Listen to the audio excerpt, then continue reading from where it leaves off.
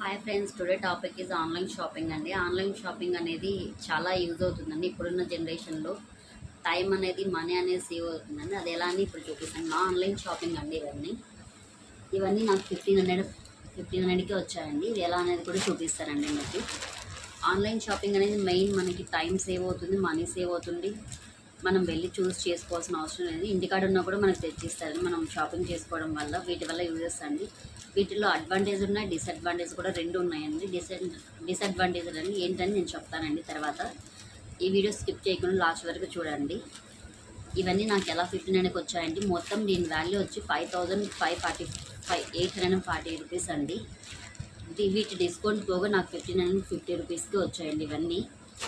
ఇవి ఎలా ఉన్నాయి క్వాలిటీ కూడా చూపిస్తాను చూడండి. ఏజో ఆన్లైన్ షాపింగ్ అండి ఇది. ఏజో ఇవన్నీ మా బాబు అండి ఇవి షర్ట్స్.